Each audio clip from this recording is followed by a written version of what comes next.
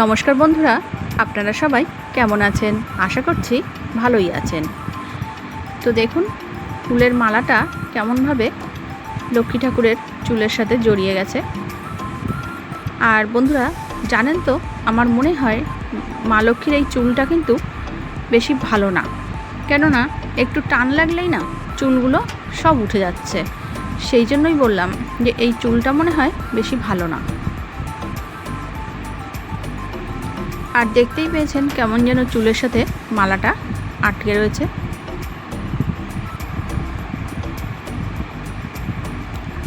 আর মা লক্ষ্মীর গলায় যে হারটা পরিয়ে রেখেছি, সেই হারটা দিয়েছে আমার মা কিনে মা লক্ষ্মীকে।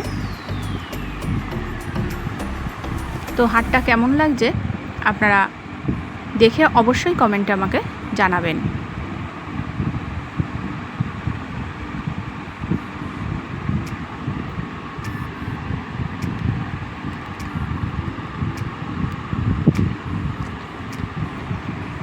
তো দেখতেই পেলেন বন্ধুরা, আমি কিন্তু প্রথমে ঠাকুরের সমস্ত ফুলগুলো তুলে নিলাম। তারপর আমি আসনটাকে পরিষ্কার করে ঝেড়ে নিয়েছি। আর একটা সাদা কাপড় দিয়ে আমি কিন্তু সিংহাসনটাকে ভালো করে মুছে নিয়েছি। থালা বাসনও মেজে নিয়ে এসেছি। এখন আমি ঠাকুরকে জল মিষ্টিটা দিয়ে নেব।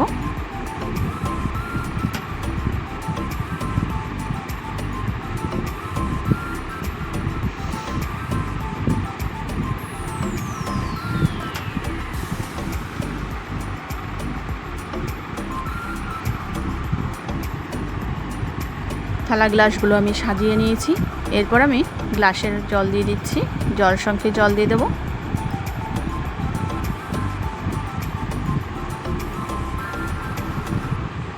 তারপর শিব ঠাকুরকে নামিয়ে স্নানটা করিয়ে নেব।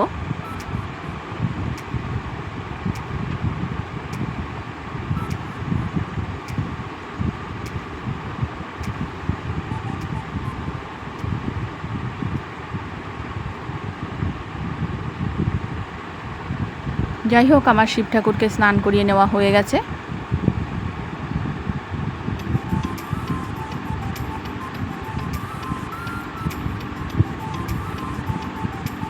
এবার শিব ঠাকুরকে আমি জায়গায় বসিয়ে দিলাম।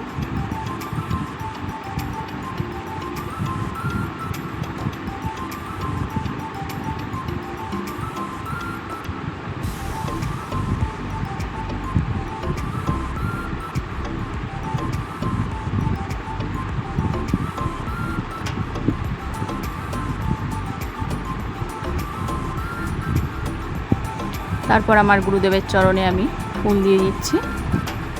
তারপর গণেশ ঠাকুরকে ফুল দিলাম, শিব ঠাকুরকে ফুল দিয়ে দিলাম।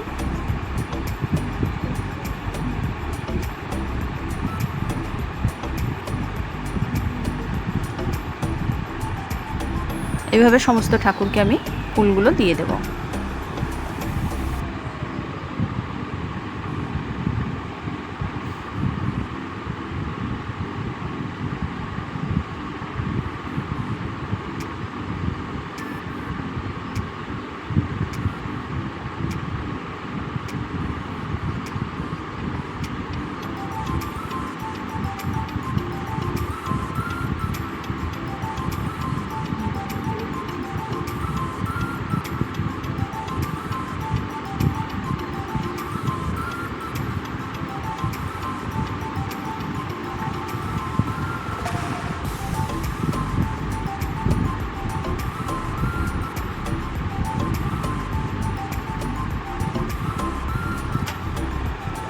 এরপর আমি ঠাকুরের থালা গ্লাসে তুলসী পাতা দিয়ে দিচ্ছি।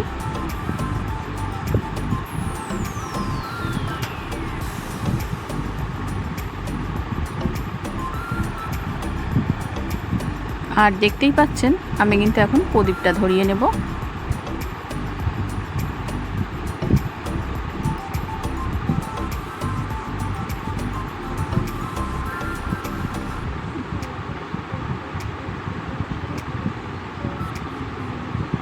এরপর ধূপকাঠিটাও ধরিয়ে নিচ্ছি। দেখুন বন্ধুরা, প্রতিদিন আমার এই প্রদীপটা নিভে যায় হাওয়ায়। বাইরে হাওয়া দিচ্ছে আর প্রদীপটা একদম নিভে গেল। যাই হোক, চলুন, আর কি করা যাবে। তো আবার তেল দিয়ে আবার একটু ধরিয়ে নিচ্ছি।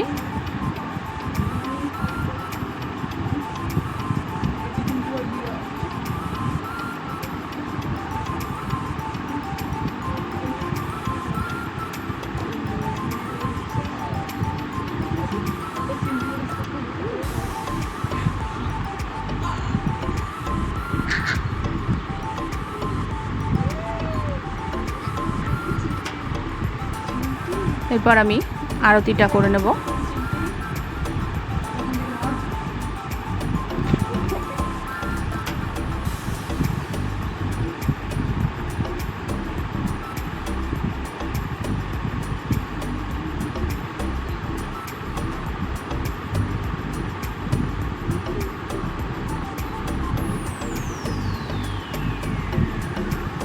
এরপরে দেখতেই পাচ্ছেন আমি কিন্তু জল সংকটা দিয়ে আরতি করে নিচ্ছি।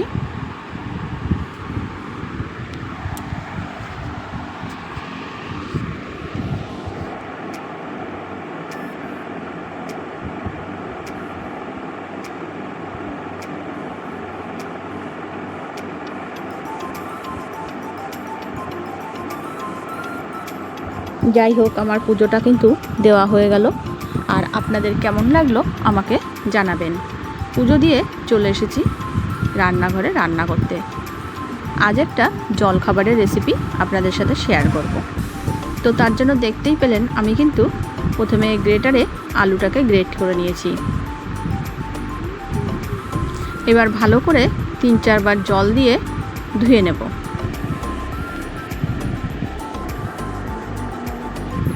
ধোয়ার কারণ এটাই, আলুতে দেখুন কেমন ময়লা বেরোচ্ছে, তার জন্য আমি 3-4 বার করে আলুটাকে ভালো করে ধুয়ে নিচ্ছি।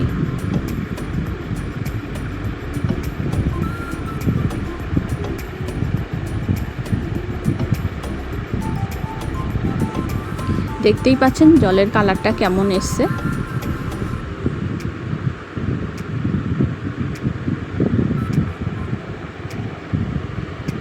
তো আলুটা কিন্তু আমি ধুয়ে জল ঝরাতে দিয়ে দিয়েছি একটা ছাঁকনির মধ্যে। আর এদিকে একটা কড়াই বসিয়ে তার মধ্যে দিয়ে দিচ্ছি রিফাইন তেল। আজকের রেসিপিটা সর্ষের তেলে হবে না, আজ রেসিপিটা রিফাইন তেলে করব।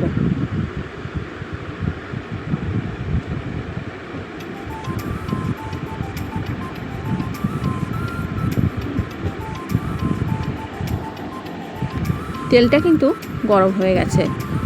আর আমি এখানে 2টো ডিম কড়াইতে দিয়ে দিলাম। ডিম দুটোকে ভালো করে আমি গুঁড়ো গুঁড়ো করে ভেজে নেব, মানে ডিমের ঝুড়ি ভাজা তৈরি করব। সেই জন্য এরকম একটু ঝুড়ো ঝুড়ো করে ভেজে নেব। আর খুন্তির মাথা দিয়ে একটু চেপে চেপে দিচ্ছি যাতে একটু ঝুড়ো ঝুড়ো টাইপের হয়।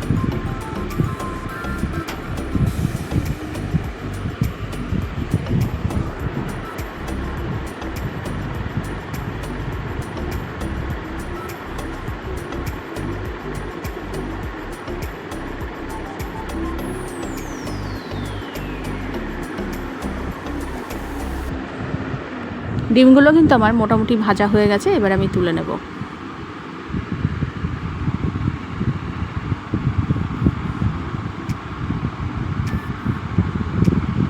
তারপর দেখুন আবারও কিন্তু আমি রিফাইন তেল ব্যবহার করলাম। তেলটা গরম হতে থাকুক। আর এদিকে আমি এই যে আলুটাকে ছাঁকনির মধ্যে রেখে দিয়েছিলাম জলটা ঝরানোর জন্য, তারপরেও কিন্তু আলুতে জল আছে। সেই জন্য আমি এইভাবে চিপড়ে চিপড়ে জলটাকে বের করে নিচ্ছি।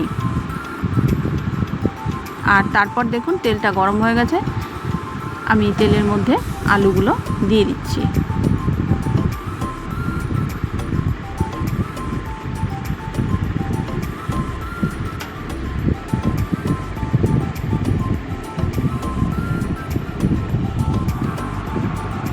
আর আলুটা ভাজার জন্য আমি এখানে দিয়ে দিলাম হলুদ দিয়ে আলুটাকে ভালো করে ভেজে নেব।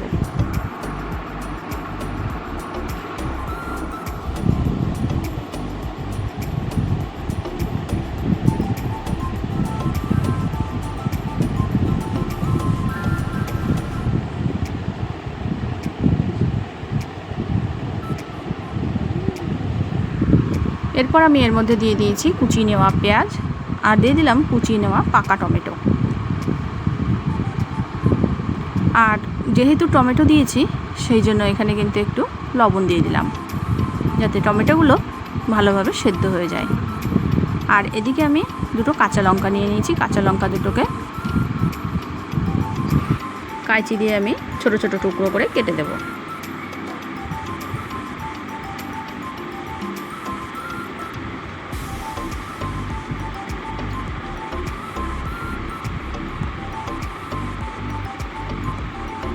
এরপর সমস্ত কিছু আমি ভালো করে ভেজে নেব।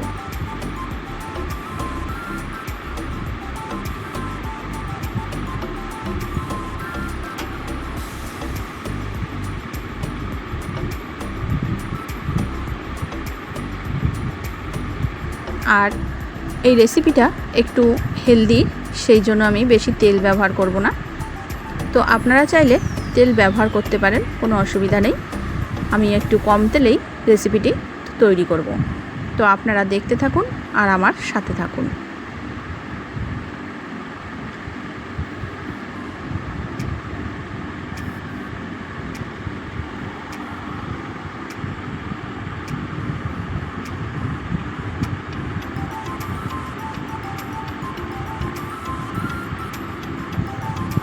এরপর আমি এর মধ্যে দিয়ে দিলাম একটু আদা, গ্রেট করে রেখেছিলাম। গ্রেট করে নেওয়া আদা এর মধ্যে দিয়ে দিলাম। এবার সমস্ত সবজির সঙ্গে আদাটাকেও আমি ভেজে নেব।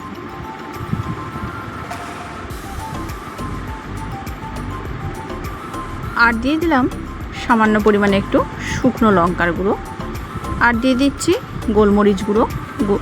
এইগুলো দিলে কিন্তু এর টেস্টটা আরও বেড়ে যাবে। এরপর দিয়ে দেবো গরম মশলার গুঁড়ো। এতে কিন্তু এর স্বাদ আরও দ্বিগুণ বেড়ে যাবে। তাই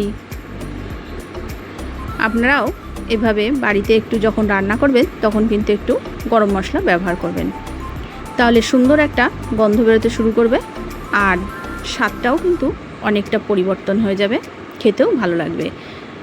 সেই জন্য কিন্তু আমি এখানে গরম মশলা ব্যবহার করেছি।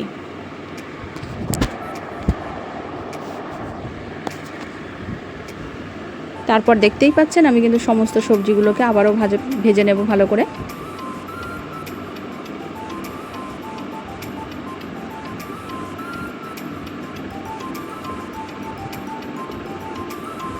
আর এদিকে দেখুন আমি নিয়ে নিয়েছি পরিমাণ মতো আটা। আটার মধ্যে দিয়ে দিচ্ছি চিনি, লবণ এবং রিফাইন তেল। এগুলি দিয়ে ভালো করে ময়াম দিয়ে নেব।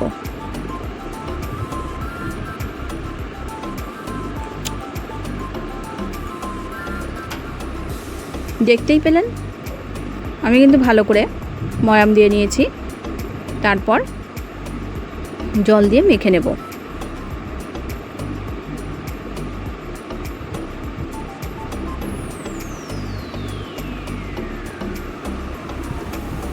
অল্প অল্প করে জল দিয়ে একটা ডো তৈরি করে নিতে হবে। ডোটা যেন বেশি নরম না হয়ে যায় সেদিকে খেয়াল রাখতে হবে। আর ডোয়ের উপর থেকে আমি দিয়ে দিচ্ছি রিফাইন তেল, যাতে লেগে না যায়।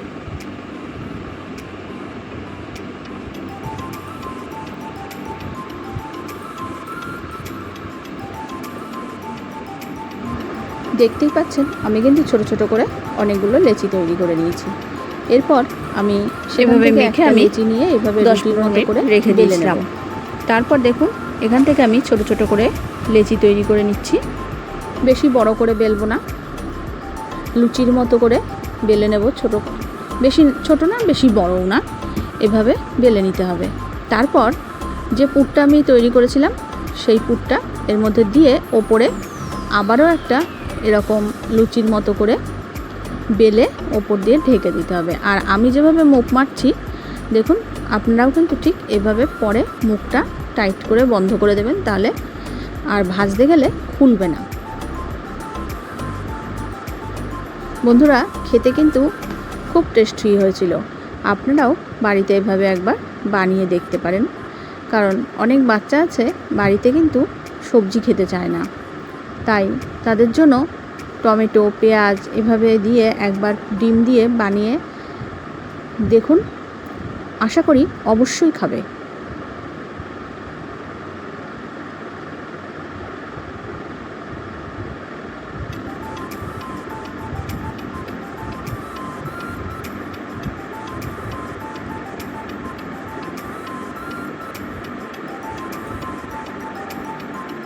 আর রেসিপিটা তৈরি করা কিন্তু একদমই সোজা, কোনো ঝামেলা নেই। তাই আপনারাও হয়তো কিছু একটু মুখরোচক খেতে ইচ্ছা করলে সন্ধ্যাবেলার দিকে তখন কিন্তু এই রেসিপিটা আপনারাও তৈরি করে নিতে পারবেন। তো এখানে আমি একটা করে দেখাচ্ছি আপনাদেরকে, আপনারা দেখুন, এভাবে আপনারাও বাড়িতে তৈরি করবেন।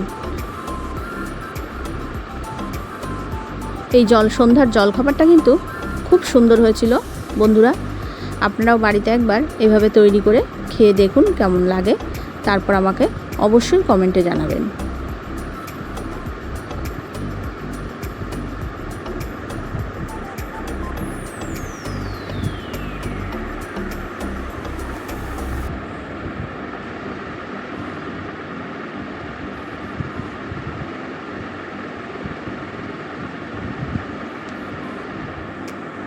তারপর দেখতেই পেলেন আমি কিন্তু আবারও একটা আপনাদের সামনে করে দেখালাম। আর এখানে দেখুন আমি এই যে পরপর করে নিচ্ছি। এরপর যে কড়াইতে আমি পুরটাকে রেডি করেছিলাম সেই কড়াইয়ের মধ্যে দিয়ে দিলাম রিফাইন তেল। তেলটাকে ভালো করে গরম করে নেব। তারপর এক এক করে আমি যেটা তৈরি করেছি সেটা ভেজে নেব। বন্ধুরা, দেখতে যতটা সুন্দর হয়েছে খেতেও কিন্তু ঠিক ততটাই সুন্দর হয়েছিল।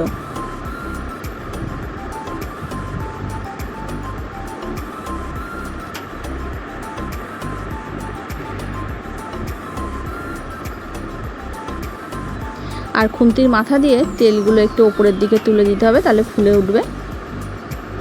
এই যে দেখতেই পাচ্ছেন আমার সবকটা কিন্তু এখানে ফুলে গেছে।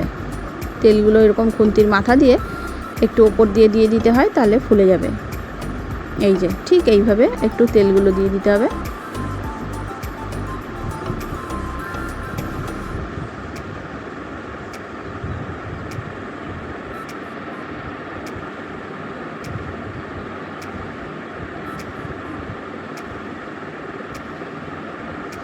যাই হোক বন্ধুরা, কথা বলতে বলতে আমার রেসিপিটা কিন্তু তৈরি হয়ে গেল। আপনাদের কাছে কেমন লাগলো আমাকে জানাবেন। রেসিপিটা কিন্তু অবশ্যই সুস্বাদু হয়েছিল, আপনারাও বাড়িতে একবার ট্রাই করে খেয়ে দেখবেন।